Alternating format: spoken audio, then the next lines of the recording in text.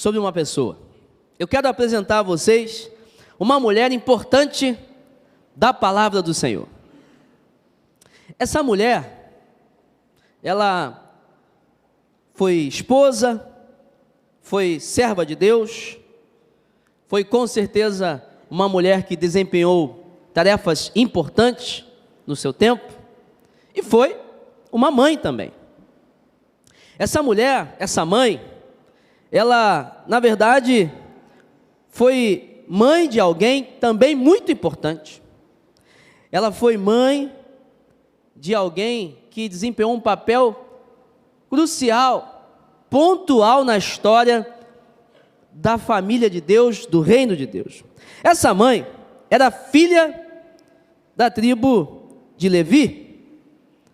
Ela era neta e filha de Levi, neta de Jacó. Essa mãe, ela tem um passado, muito longínquo, ela vem de muito distante. Essa mãe se casou com um homem chamado Arão, ou Anrão, e foi mãe de 3 filhos.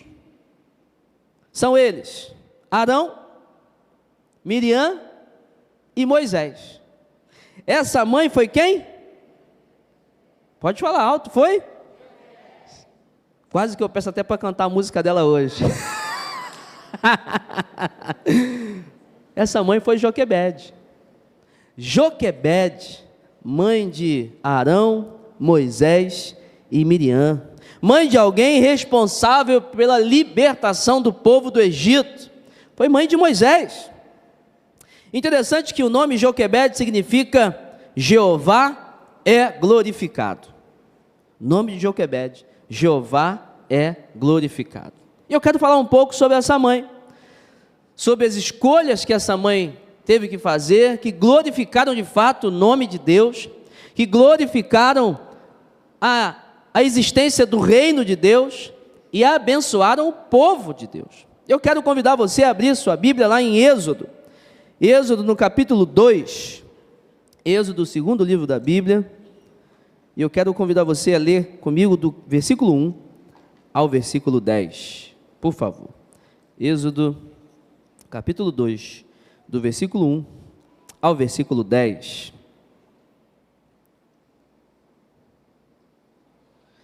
E a palavra de Deus diz o seguinte: um homem da tribo de Levi casou-se com uma mulher da mesma tribo, e ela engravidou e deu à luz um filho.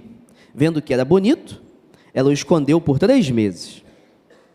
Quando já não podia mais escondê-lo, pegou um cesto feito de junco e o vedou com piche e betume.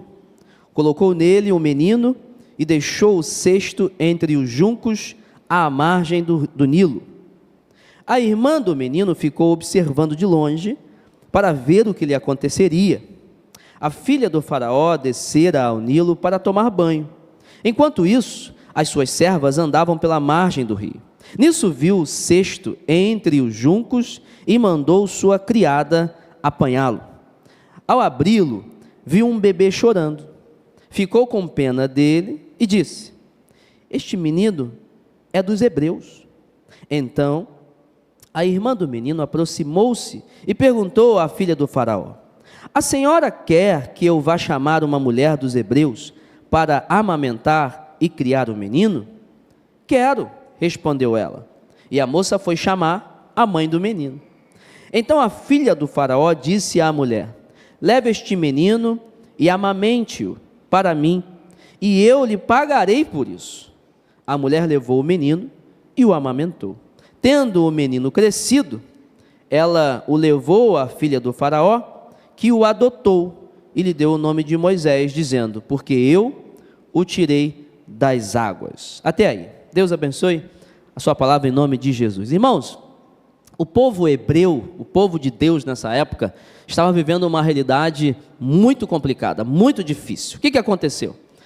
O povo estava morando no Egito. Por quê? Porque José do Egito, governador do Egito, trouxe, então, naquela época, sua família, seu pai Jacó, 12 filhos, suas mulheres, filhos, netos, gado, propriedades, levou lá para o Egito.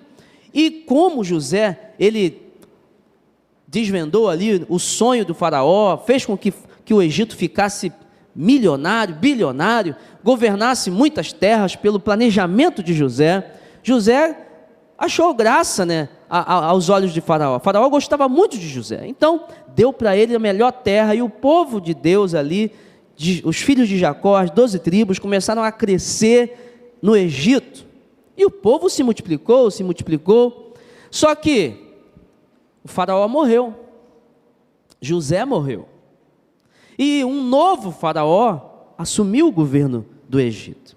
Só que esse novo Faraó não se lembrava de José, não tinha amizade com José, não se importava com o povo de José. E o novo Faraó olhou para os hebreus, olhou para o povo de Deus e disse o seguinte: olha, esse povo é muito numeroso, e eles não são do Egito. E aí, como um líder, como um estrategista, como uma pessoa que pensa em batalhas, pensa em governo, ele olhou e disse: esse povo, se eles se tocarem em relação ao poder deles, eles vão se unir e vão tomar as nossas terras. Eles vão, na verdade, governar a gente, porque eles são muitos, e homens fortes, famílias consolidadas. E esse atual faraó começou a perseguir o povo de Deus, começou a colocar eles para trabalharem de forma como escravos mesmo, oprimindo o povo, e então o povo começou a perecer. Muitos anos se passaram, e então chega a esse momento onde Moisés está para nascer. No capítulo 1, nós vamos ver que o faraó tenta controlar o sistema de natalidade do povo hebreu. Ele disse o seguinte, olha, lá no capítulo 1 de Êxodo, ele vai falar para as parteiras: olha, quando vocês forem fazer ali os partos, né, quando as mães forem dar à luz, se for menino, mata. Se for mulher, deixa ficar viva.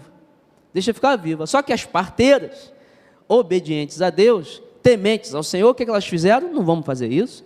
E aí elas começaram a falar para o faraó: não dá, porque quando a gente vai chegar lá, o filho já nasceu, e aí a mãe já envolveu o menino, e a gente não tem nem mais como acessar o menino, não tem como. E aí o faraó fica frustrado. E aí no capítulo 2, o que ele fala? Então é o seguinte: já que as parteiras não me obedeceram, já que elas não conseguiram executar esse serviço, então olha, vamos mandar matar todos os meninos recém-nascidos. E aí no capítulo 2, Joquebede fica grávida, ela tem Moisés, dá a luz a Moisés, e ela fica com isso na cabeça: bom, a ordem é: matem todos os meninos recém-nascidos, então vão matar o meu filho.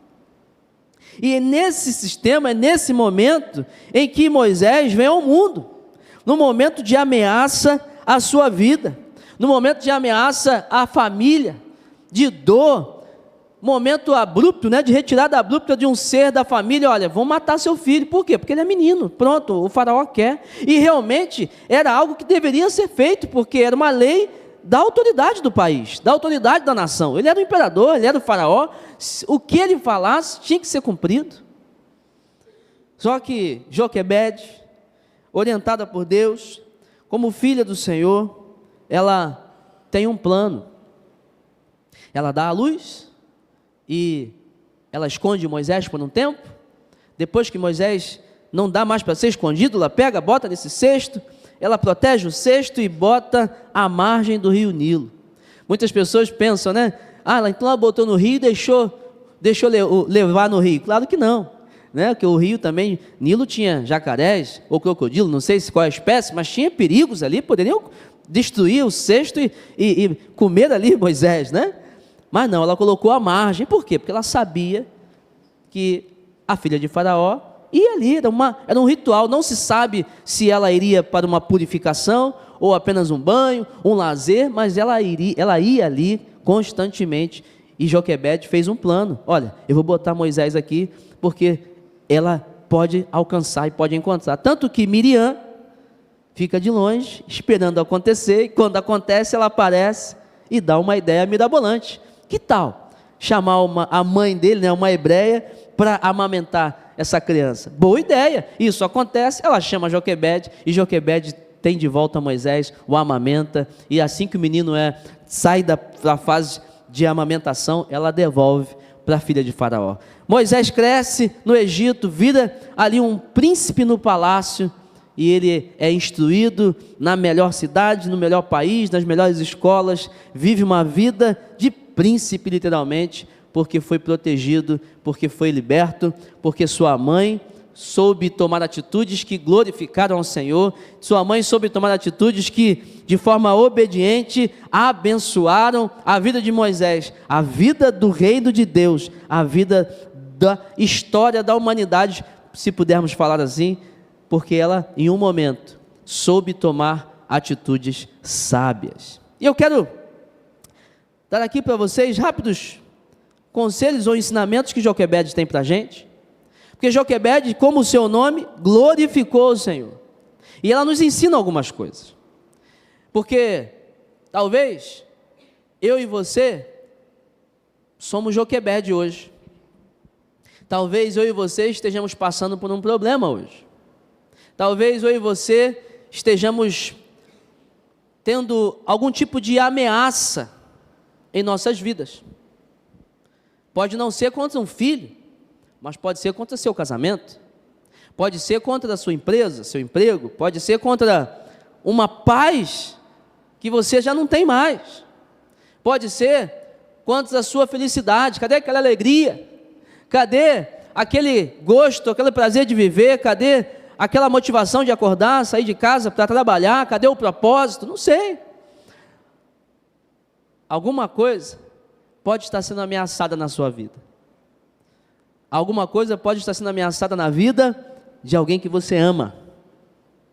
E eu e você hoje podemos estar vivendo talvez o que Joquebede viveu, numa intensidade até maior ou menor.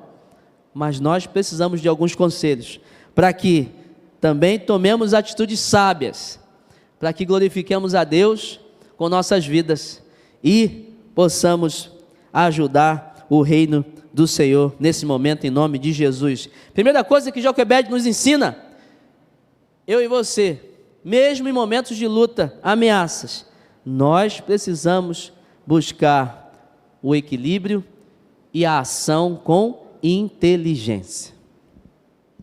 Versículos 2 e 3, a gente lê o seguinte: e ela engravidou e deu à luz um filho, vendo que era bonito, ela o escondeu por 3 meses. Quando já não podia mais escondê-lo, pegou um cesto feito de junco e o vedou com piche e betume, colocou nele o menino e deixou o cesto entre os juncos, à margem do Nilo. Irmãos, essa semana mesmo, conversando com uma pessoa, ela falou para mim assim: pastor, quando eu recebi a notícia, saiu assim do equilíbrio, eu fiquei um pouco tensa, fiquei um pouco nervosa, mas alguns segundos depois eu acalmei, eu lembrei que Deus está comigo, e eu comecei a agir de forma mais tranquila.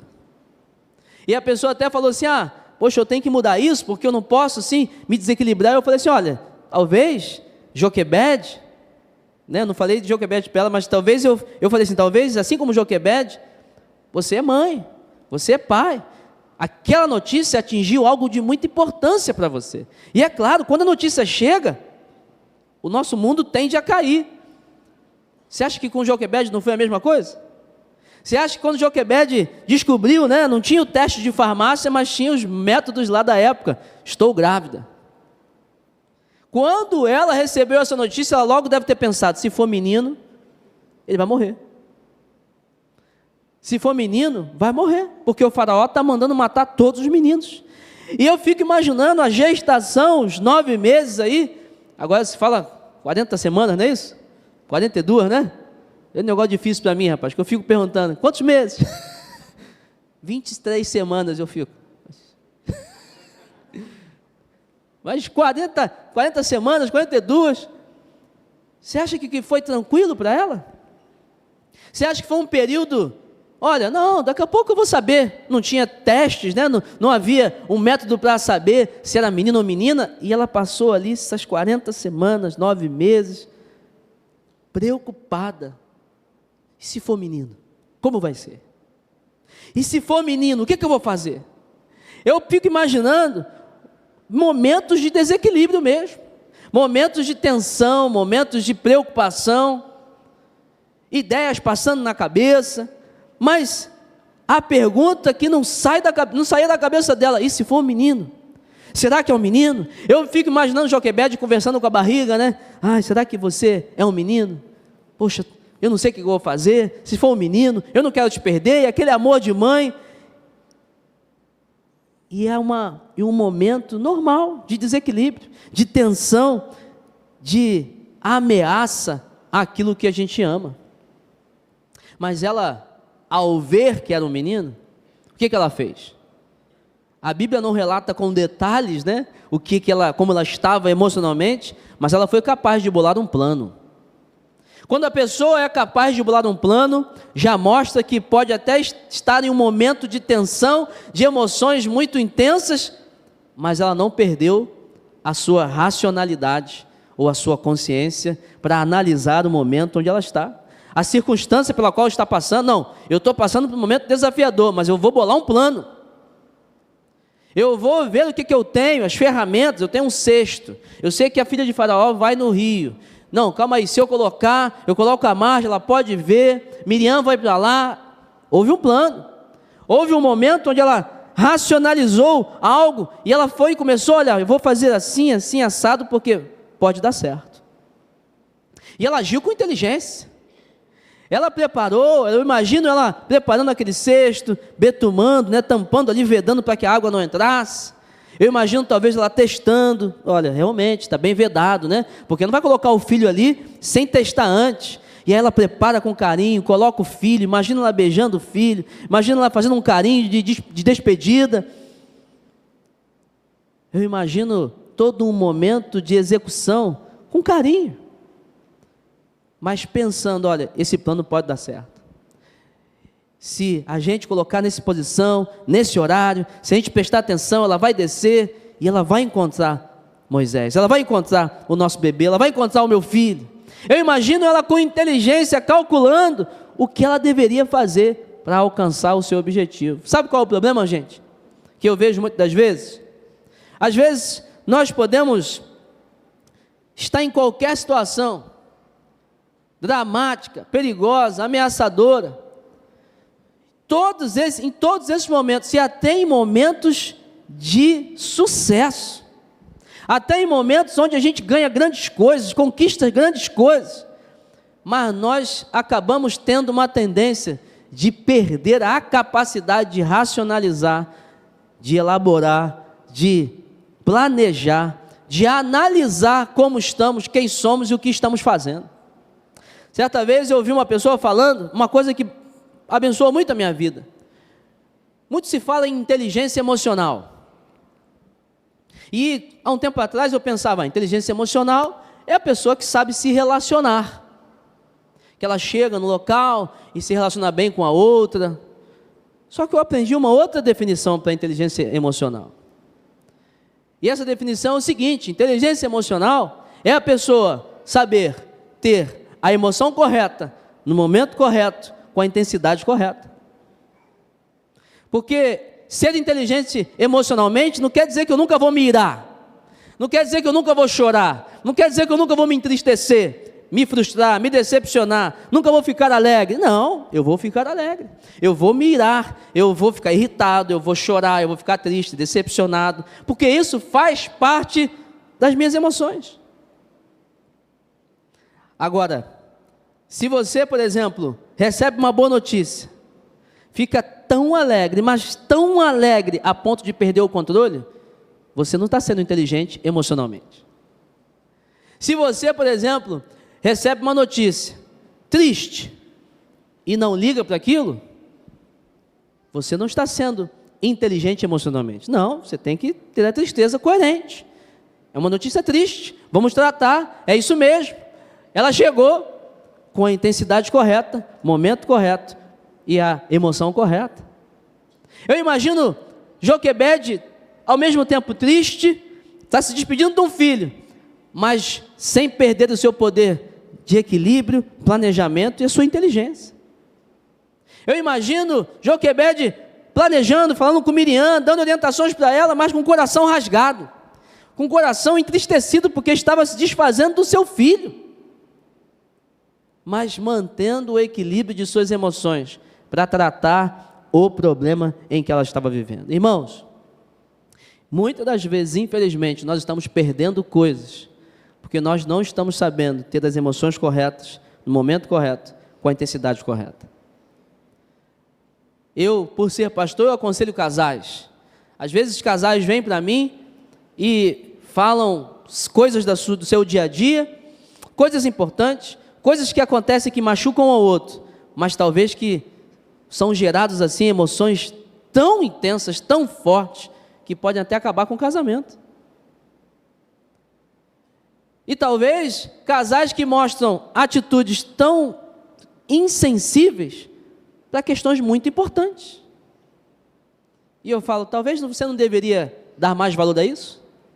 Talvez você deveria dar menos valor a isso? Te chateou sim, poxa, foi ruim, mas será que tem tanto valor assim? Será que você precisa levar a esse extremo de pensar num divórcio por causa disso? Será que você precisa enfatizar tanto essa atitude em detrimento de todas as outras? Inteligência emocional, equilíbrio, olhar para um fato, olhar para uma situação, circunstância e conseguir direcionar a sua vida para a solução, para o desenvolvimento, para a vivência mesmo das emoções que são necessárias e inerentes ao ser humano. Será que você está tendo equilíbrio emocional em todas as áreas da sua vida? Uma pergunta para você hoje. Será que você, assim como Joquebede, conseguiria traçar e bolar esse plano? Será que você hoje tem alguma área da sua vida em que você não está conseguindo conduzir bem? Porque você não está mantendo o seu equilíbrio, conseguindo racionalizar, planejar um plano, fui redundante agora, planejar alguma coisa, e olha, continuar no caminho que você planejou, continuar dando os seus passos, obedecendo aquilo que você tem como mente, ou visão, ou alvo. Irmãos, Joquebede foi uma mãe, uma pessoa que talvez tinha muito pouca instrução. Uma mulher naquela época não tinha instrução como o homem tinha. Mas ela provou e mostrou ter uma qualidade que é imprescindível para a gente. Esse equilíbrio emocional, uma inteligência, um poder de raciocinar, mesmo em meio a situações desafiadoras de nossas vidas. Você precisa parar e observar suas atitudes, suas reações, seu modo de pensar, de agir, de falar e de se relacionar. Será que você está sendo muito intenso? Será que você está sendo muito omisso? Que eu e você sejamos aqui igual Joquebede, equilibrados emocionalmente, inteligentes emocionalmente, e que possamos passar por qualquer tipo de situação da forma que glorifica ao Senhor, tendo vitória, dando honra, glória ao Senhor em relação a tudo o que fazemos em nossas vidas, em nome de Jesus. Segunda coisa que Joquebede nos ensina é que nós precisamos saber a quem obedecer. Que nós temos que obedecer, isso é fato, mas nós temos que saber a quem devemos obedecer. Versículo 2, no finalzinho, na parte B, está assim: ela o escondeu por 3 meses. Opa, o que ela fez ali? Ela desobedeceu uma ordem. Joquebede desobedeceu uma ordem ali. A ordem era matar todas as crianças. Havia um decreto, uma ordem do faraó, uma lei. Todas as crianças, os meninos, deveriam ser mortos, mas Joquebede desobedeceu. Joquebede foi contra uma lei do país, uma lei da nação. Ela desobedeceu o faraó. A própria palavra de Deus diz o seguinte, que nós precisamos obedecer às leis dos homens, não é isso? Você tem um sinal ali que fecha, que abre, eu preciso respeitar isso. Eu tenho que pagar imposto de renda. Eu tenho que, até é bom falar nisso, né? Quem não pagou ainda, quem não fez, né? Dia 30 aí, não é isso? Até dia 30, dia 31 é o último dia, não dá mole não, né? Então eu tenho que cumprir com as minhas exigências civis, como cidadão. Há leis e eu preciso cumprir, assim como tinha essa lei. Olha, se nascer menino, tem que morrer. Só que ela se viu num conflito. Existe uma lei do país, do império, do Egito, mas eu não quero cumprir essa lei. Porque existia uma lei de Deus acima dessa lei. Existia uma lei de Deus para o povo de Deus. E aí quando eu li esse texto, quando eu fiquei pensando nesse texto, eu fiquei muito intrigado que talvez eu e você não estejamos ainda enfrentando leis mesmo, do nosso legislativo, sobre coisas que vão ao encontro, assim, vão contra ao que Deus fala para a gente. Talvez ainda não, está perto, mas ainda não estejamos assim, batendo de frente com muita força. Está chegando o tempo, abra os olhos, porque mais cedo ou mais tarde isso vai acontecer. Mas ainda não. Mas quando nós olhamos para o comportamento social, aí sim, existem leis já no mundo, existem leis comportamentais, existem coisas que são normais no mundo, que já não cabem mais para a gente, ou para as leis de Deus há muito tempo. Existem coisas que nós vemos no mundo hoje, que já são rituais, ou são rotinas, ou são coisas normais, até coisas incentivadas para as pessoas, mas que vão totalmente de encontro, não são agradáveis, não estão de acordo com a vontade de Deus para a gente. E como é que a gente se comporta em relação a isso? Será que nós estamos escolhendo obedecer a quem? Será que eu e você estamos olhando para que sistema de leis, ou para que sistemas de normalidade? Interessante que a questão aqui não é o ato do assassinato, né, da morte de um bebê. Não é o ato de matar ou deixar alguém morrer. Porque, por exemplo, Abraão obedeceu a Deus indo sacrificar Isaac. Abraão iria matar Isaac porque Deus mandou. Deus chega para Abraão e falou assim: Abraão, teu filhão, né, filho da promessa, eu que te dei, você já é idoso, esperou pra caramba, muito legal. É o seguinte, você está feliz da vida, mas eu quero ele, sacrifica Isaac para mim. Não era uma lei do país, mas Deus mandou. O que Abraão fez? Pegou suas coisas, foi lá: Isaac, é contigo mesmo. A gente não vê na Bíblia esse relato muito claramente, mas Isaac não era um bebê, Isaac já era um jovem. E ele foi com seu pai andando, chega a certo ponto, ele diz assim: pai, aí, estou vendo nada aqui de animalzinho não. Não estou vendo ninguém aqui, como é que vai ser isso? E Abraão fala: ó, é você mesmo, meu filho, é você. E você sabe da história, chega o momento crucial, já o machado ali, pronto a ser colocado ali, deferir o golpe, e Deus fala: Abraão, não precisa, eu entendi que você é fiel, você tem fé, você me obedeceu. Mas ora, o que isso tem a ver com a realidade de Joquebede? O interessante aqui não é matar alguém, não é um assassinato, não é uma vida. O interessante é a postura de quem obedece e a quem obedece. Joquebede olhou para essa situação, Joquebede olhou para tudo que estava envolvido, a sua fragilidade. Era uma mãe, era um povo hebreu, um povo escravo. Eles não tinham como se revolucionar ali e criar uma revolução contra o Egito, não tinha como. Mas ela olhou e falou assim: olha, eu não vou obedecer essa lei não, eu vou obedecer ao Senhor. O meu filho não vai morrer, porque ele tem direito à vida, e Deus vai usar o meu menino em nome de Jesus. Ela não falou em nome de Jesus, porque Jesus não tinha ainda, né, na terra, mas ela falou assim: ó, não vai morrer, eu quero obedecer a lei do Senhor, não vou obedecer a lei de Faraó não.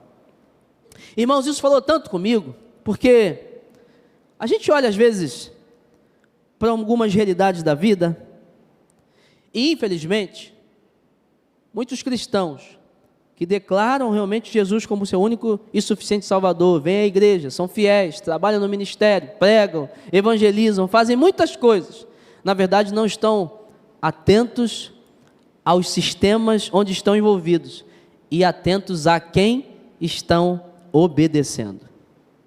Não estão atentos a escolhas que fazemos todos os dias, em adoração a Deus ou não, em dedicação de nossas vidas a Deus ou não, na certeza se estamos adorando, obedecendo ao nosso Deus ou não.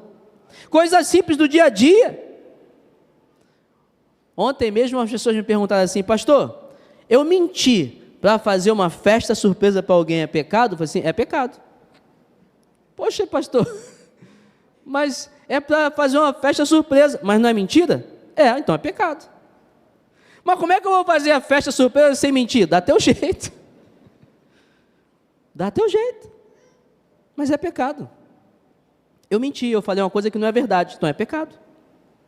Pastor, mas foi com a maior das melhores intenções. Aí citaram assim: ah, pastor, mas Raabe mentiu, né? E faz parte da genealogia de Jesus, mas pecou também. Errou também. Diante de um sistema de Deus, ela mentiu.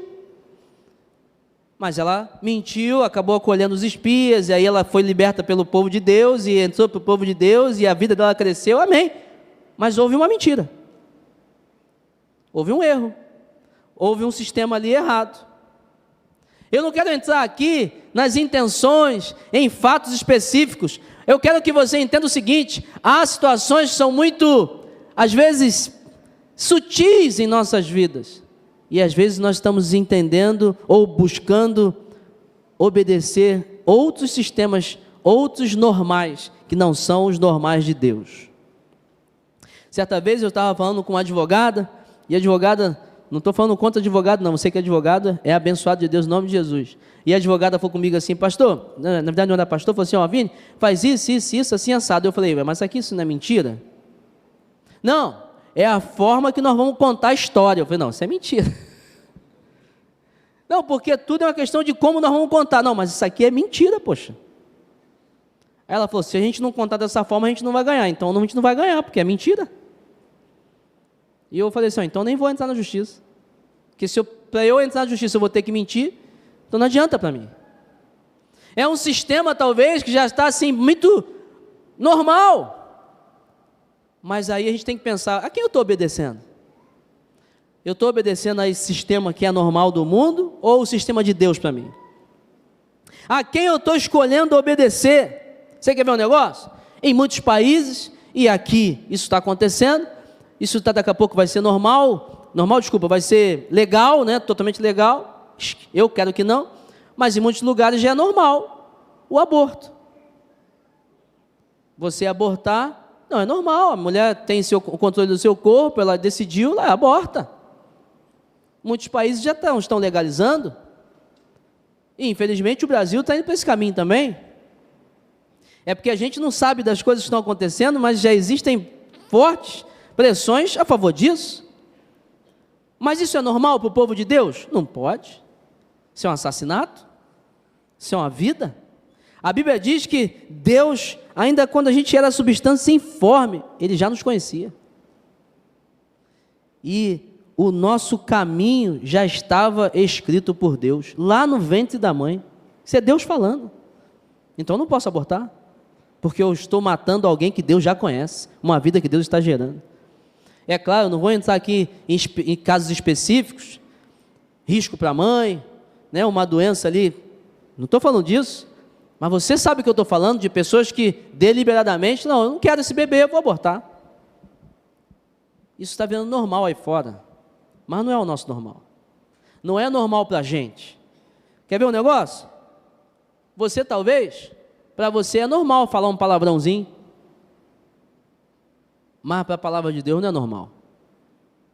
Você está às vezes num ambiente só de amigos, e ali, poxa, sai um palavrão, sai uma palavra que a Bíblia fala, né? Palavra torpe. Isso não é normal para a gente. Nós somos cristãos. Na nossa boca sai palavra de bênção. E aí eu poderia ficar aqui falando com você vários exemplos. Você acredita que tem lugares aí, há lugares que o adultério é normal? Que o cônjuge fala para o outro assim: não, nosso relacionamento é aberto, você pode sair, só não quero saber. Mas pode ir, tanto que você volte para casa. Normal, mas para a gente não é normal. Não é algo que nós queremos obedecer, porque nós escolhemos obedecer ao Senhor, obedecer aquilo que Deus tem para a gente, e eu e você precisamos nos atentar para isso, para os sistemas de crenças, para os sistemas onde nós estamos envolvidos, será que nós estamos obedecendo a quem? A uma normalidade que o mundo está apresentando para a gente? A uma lei que o mundo apresenta para a gente? Ou, de fato, ao que Deus tem para a gente? Agora, para obedecer a Deus, você precisa conhecer, você precisa ler, você precisa se inteirar, para que você não seja um ignorante sobre aquilo que Deus ordena para você. Em terceiro lugar, o que Joquebede nos ensina? Nós precisamos nos encher de fé e ousadia. Irmãos, sabe uma coisa que às vezes está faltando muito na gente? É isso aí, fé e ousadia. Às vezes nós somos cristãos que dizemos que temos fé, dizemos que acreditamos, só que fé, ela não só está envolvida em apenas dizer que crê em alguma coisa ou que espera.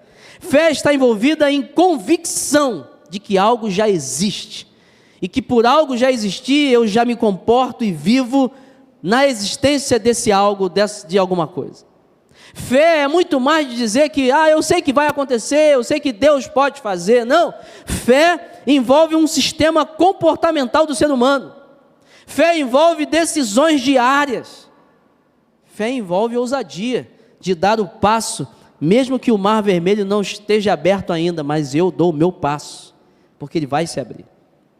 Isso é fé. No versículo 3 a gente lê o seguinte: quando já não podia mais escondê-lo, pegou um cesto feito de junco e o vedou com piche e betume, colocou nele o menino e deixou o cesto nele, entre os juncos, à margem do Nilo. Joquebede aqui, ela fez um plano, ela agiu, não obedeceu à regra de Faraó, falou assim: não, meu menino vai ser salvo, e ela teve um movimento muito ousado da parte dela. Ela foi para um ambiente de muito risco, ela foi para um ambiente de muita exposição, ela foi para um ambiente onde não tinha muita certeza humana, mas ela teve fé, teve ousadia, colocou seu plano em prática. Ela falou assim: olha, eu não vou desistir do meu menino, eu não vou desistir, porque eu creio que alguma coisa pode acontecer. E ela agiu em cima daquilo que ela cria, ela agiu em cima daquilo que ela estava vendo. Não, ele pode ser salvo, ele pode ser alguém importante, ele pode ter uma vida que vai abençoar o reino, então eu vou fazer. Eu imagino essa mulher, eu imagino Joquebede, triste e ao mesmo tempo sendo motivada por sua fé. Irmãos, a gente precisa fazer com que nossos ambientes, nossas células, nossa igreja, sua casa, seja um ambiente mais preenchido e movimentado por fé. Eu tenho encontrado às vezes com muitos cristãos pessimistas, melancólicos, cristãos que, tá difícil, não, a vida é assim mesmo, tem umas derrotas aí, meu irmão, eu não imagino Paulo assim, eu não imagino Pedro assim, eu não imagino João assim, eu não imagino as pessoas que nós lemos na Bíblia, sabe, pessimistas, não, eu imagino homens e mulheres de Deus com fé, que falam assim: nada vai parar a gente, não, meu irmão, eu vou conseguir. Que negócio é esse? Aqui na igreja as pessoas já me conhecem, eu falo assim: eu detesto quando eu venho com alguma coisa e alguém quer jogar banho de água fria nas minhas ideias. Não vai dar certo não. Eu falei: não vai dar certo por quê? Pô, nem comecei a falar, tu já falou que não vai dar certo? Calma aí, poxa, escuta primeiro o que eu vou falar, poxa. Aí você vem: pastor, a gente pode fazer dessa forma, talvez esse dia não vai ser legal, né? Talvez, olha, vamos precisar de mais uma estrutura. Amém, me ajuda a pensar, me ajuda a estruturar, mas vai dar certo em nome de Jesus? É de Deus esse negócio? Quando vieram me falar assim: quero fazer esse culto kids aqui, eu confesso que eu fiquei assim: poxa, o culto kids vai mudar a estrutura toda de um dia para o outro? Não, vamos fazer, vai lá, está com vocês, vai dar certo. E eu só perguntei uma vez: aí, está tudo certo? Está tudo preparado? Então beleza, é isso aí. Porque se é de Deus, se Deus está no meio, vai dar certo. Talvez possa não ser, talvez você não chegue no objetivo com a sua visão, mas vai dar certo, porque é de Deus. Nós precisamos ter um ambiente mais preenchido por essa motivação que vem da fé. Você precisa em casa olhar para os teus filhos e falar assim: você vai ser um grande homem de Deus, vai ser uma mulher de Deus, vai casar, vai ter uma família linda, você vai ter um emprego muito bonito, muito bom, você vai ser muito relevante na sociedade. Vai olhar para o teu casamento: Às vezes eu saio de casa, a Dani está dormindo. Eu olho para ela e falo assim, essa é minha esposa, nosso casamento é top. Poxa, nossa casa é maravilhosa. Declaração de fé. E eu vou viver de acordo com essa visão. Às vezes você chega na tua empresa, no teu trabalho, e você pode ver alguma realidade ali desafiadora, mas você precisa colocar fé nesse negócio. Assim, isso aqui é meu ganha-pão. Deus falou que o justo não mendigará o pão, então isso aqui vai dar certo em nome de Jesus. Talvez Deus vai falar, ó, muda de ramo, muda de negócio, faz assim, troca, amém, mas você está andando por fé. Nós cristãos temos que parar de desistir das coisas, porque nós vemos um deserto, porque nós vemos um desafio, porque nós vemos uma situação desconfortável. Não, nós precisamos olhar e viver por fé. Olhar que Deus está presente em todos os momentos e sermos ousados mesmo, gente. A palavra de Deus diz em Efésios, Paulo fala assim, ó, porque Deus não nos deu um espírito de covardia. Ou seja, se não deu de covardia, deu de ousadia. Nós temos que ser cristãos ousados, poxa. Nós estamos fazendo aí, ó, esse Ministério dos Atletas de Cristo, nós estamos indo para os empresários, nós estamos viajando agora em julho, para uma missão lá no interior do Piauí, para abrir a nossa 8ª igreja no Piauí, nós estamos com a igreja lá no interior do Amazonas, nós vamos em setembro na África, para abrir nossa primeira igreja na África, nós estamos hoje com 41 igrejas de atitudes, mais 20 lugares já prontos para serem oficializados como igreja. Sem ousadia e sem fé, a gente não faz isso não. Nós temos vários planos aqui para essa igreja, irmãos. Quando nós pegamos esse local aqui, quando nós viemos para cá, quando esse local foi oferecido, eu confesso a você que eu fiquei assim, meu Deus, é muito grande, é caro, tem muita obra, a gente não tinha gente suficiente, mas no primeiro dia que nós chegamos aqui, Deus falou com a gente assim, ó, quem vai mandar as pessoas sou eu. Eu creio, eu liberei uma palavra profética para a igreja, eu falei assim, ó, nós temos que apresentar as botijas vazias, Deus vai derramar o azeite. Essa é a fé que eu tenho. A sua casa tem que ser uma botija apresentada para o Senhor. Eu falei, Senhor, derrama, está aqui, eu estou aqui, minha empresa, minha casa, chega em todos os lugares da tua vida, tudo que você diz que é seu, fala assim, isso aqui é meu, a minha casa, meu carro, meu trabalho, minha família, e chega para Deus e fala assim, Deus, estou te apresentando, vasilhas vazias, derrama azeite sobre elas, enche, transborda, começa a ter fé, olhar para as tuas coisas e falar assim, ó, eu estou apresentando diante do Senhor, eu quero que o Senhor derrame aqui, Pai, porque eu sei que o Senhor tem para derramar, pertence ao Senhor. Às vezes você está olhando para realidades e não está conseguindo olhar com fé, sabendo que Deus pode realizar milagres extraordinários na sua vida, através da sua vida, ainda alcançando outras pessoas. Irmão, só uma mulher de fé, só uma mãe de fé para fazer um negócio desse. E ela tem isso para nos ensinar, que eu e você sejamos pessoas que caminham não por vista, mas por visão. Eu tenho uma visão.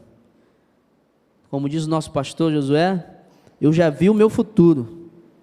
Eu gostei muito do que eu vi. Estou correndo para lá. Tenho algo que eu quero alcançar. Talvez no caminho mude um pouco, porque Deus vai abrindo mais a visão, mas eu estou correndo para lá. Porque eu tenho minha visão pautada na fé no nosso Deus em nome de Jesus. Em quarto e último lugar, Joquebede nos ensina que todos nós temos uma missão. Lá no final desse texto que eu li, diz o seguinte, então a filha de Faraó disse à mulher, leve este menino e amamente-o para mim, e lhe pagarei por isso. A mulher levou o menino e o amamentou. Lá no versículo 10 diz, tendo o menino crescido, ela o levou à filha de Faraó, que o adotou e lhe deu o nome de Moisés, dizendo, porque eu o tirei das águas. Irmãos, Deus devolveu o filho de Joquebede a ela criou, amamentou, e eu fico imaginando Joquebede pensando. Ela tinha duas escolhas. Ela podia pensar assim, ela já era uma mulher ousada, inteligente, equilibrada, de fé. Ela podia pensar assim, já que Deus me devolveu, o que eu vou fazer? Eu vou fugir. Vou fugir com meu filho, poxa. Vou esperar ele ficar um pouquinho mais forte, vou falar para o meu esposo, vou bolar um plano e vou fugir, porque Deus me devolveu meu filho. Olha só que interessante. Ela podia pensar assim, já que Deus devolveu, é de Deus, então ele é para ficar comigo, eu vou fugir com ele. Mas não, o que Joquebede fez? Ela agradeceu a Deus, amamentou seu filho, cuidou dele. Imagina momentos, né? Você que é a mãe, sabe a importância, né, desse momento emocional, momento afetivo, momento de troca, amamentando, cuidou, ali aqueles primeiros meses, primeiros anos. Quando o menino saiu dessa fase de amamentação, o que ela fez? Chegou para a filha de Faraó e falou assim, ó, toma, é seu, pode ficar com ele. Eu fiquei assim, pensando, Deus, como é que deve ter sido o emocional, né? O intelecto, aquele dia, aquela semana, como é que deve ter sido isso dentro da vida de Joquebede, dentro dela? E só uma coisa veio na minha cabeça, que ela tinha certeza de que Moisés tinha uma missão, que ela, Joquebede, estava sendo parte de uma missão muito maior do que ela, muito maior do que o filho, que a família, muito maior do que a casa, muito maior do que algo momentâneo. Só uma sensação de propósito faz com que alguém tome uma atitude assim e continue vivendo. Só alguém que tem uma realidade seguinte, ó, eu não estou nesse mundo à toa.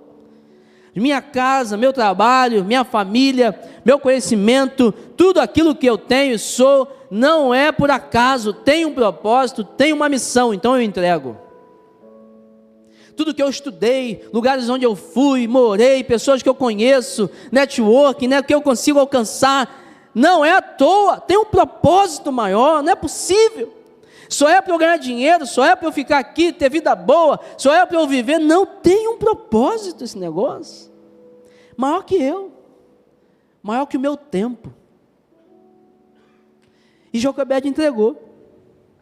Joquebede entregou porque ela entendia que tinha uma missão envolvida nesse negócio aí.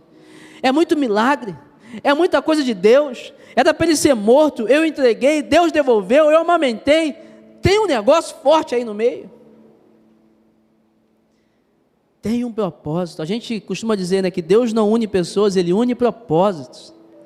Eu não encontrei com a Dani, não decidi casar com ela, não geramos uma família, não foi só para que a gente tivesse companhia. Não, tem um propósito nesse negócio. Tem um propósito nesse casamento, tem um propósito nesse trabalho, tem um propósito nessas experiências que você está vivendo, tem um propósito de Deus.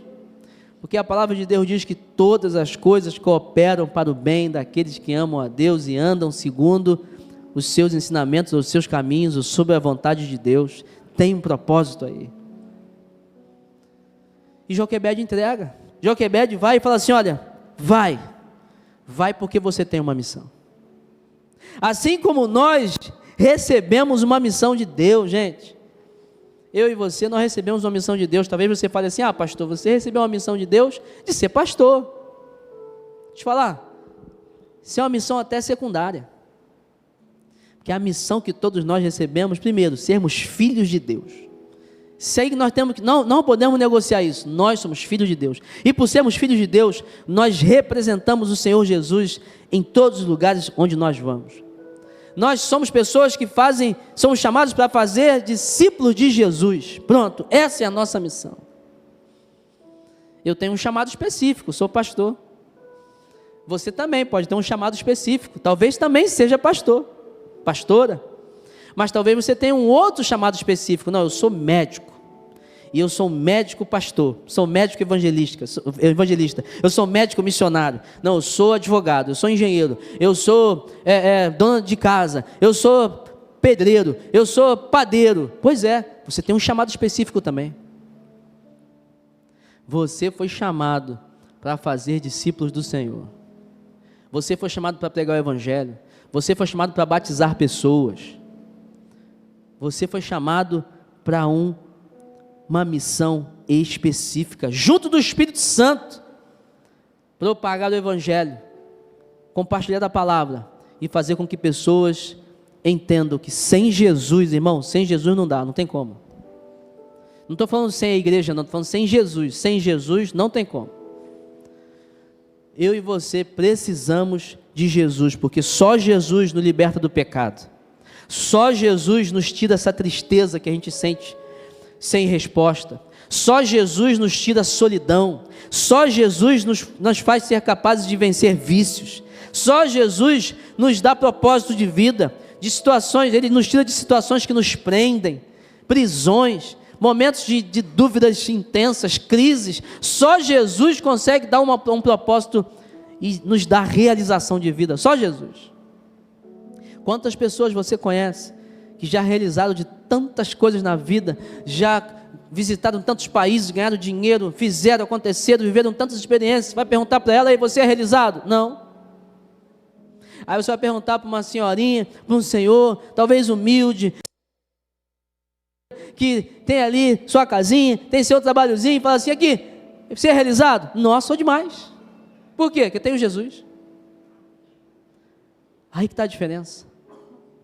Nós precisamos de Jesus, e Jesus nos dá um propósito de missão claro para nossas vidas.